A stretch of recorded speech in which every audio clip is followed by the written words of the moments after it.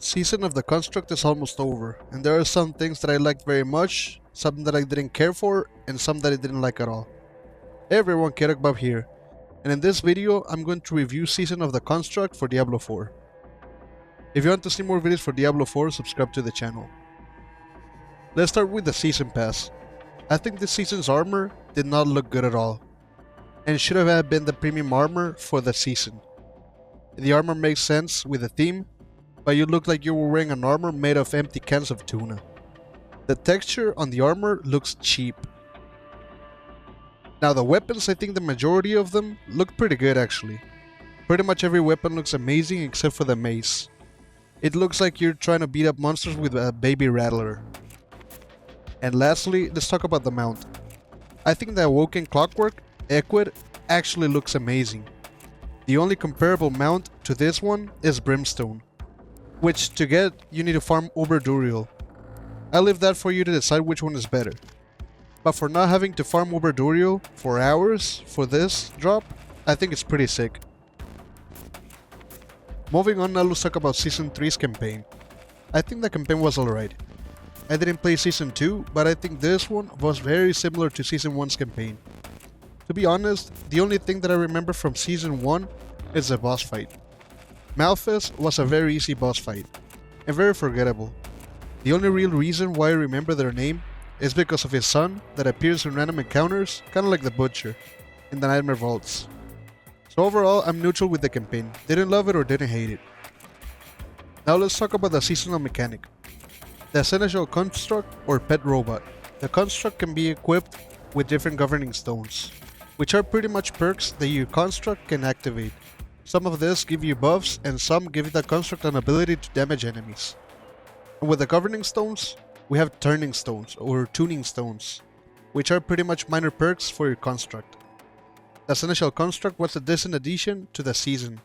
It was fun playing with your construct to make the perfect build for it, but I don't think the construct is actually very impactful. It's maybe only useful for the early and mid game. And farming the stones wasn't that bad at least, because you can find these on seasonal activities, which one of them was actually pretty good. Speaking of the seasonal activities, let's talk about them. The Arcane Tremors and the Vaults. The Arcane Tremors is a fast activity where you pay to fight some waves of enemies. After the last wave, you get a boss fight. And after you kill the boss, you get resources for your Seneschal. And now let's talk about the Vaults.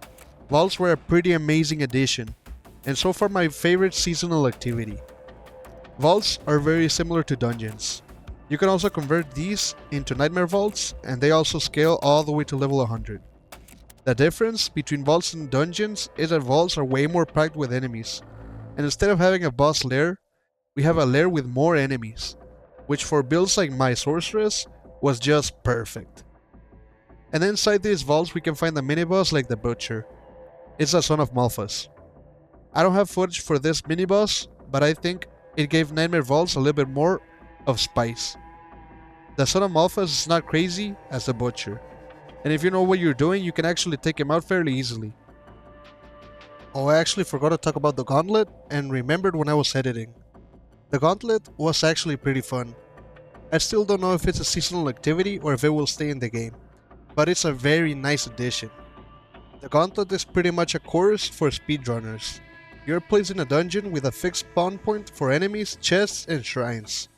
The whole point of the Gauntlet is to optimize your build and routing to obtain the maximum amount of points possible. After your run, depending on how many points you made, you are placed on the leaderboard. This resets weekly and gave you some rewards at the end of every week. The biggest incentive of the Gauntlet was a physical reward to the top 10 highest people on the ladder. Pretty cool if you ask me. And that's pretty much my review for Season 3. A fun seasonal activity with the Nightmare Vaults, a nice new surprise mechanic with the Son of Malphas, decent mechanics with the Seneschal Construct, a mixed bag of Battle Pass rewards, and another forgettable seasonal campaign. So overall, I rate this season with a 7 out of 10. And that's all for this video guys. If it was entertaining, please leave a like, it really helps out. And if you want to see more videos for Diablo 4, subscribe to the channel. Thank you for watching and I'll see you on the next one. Later.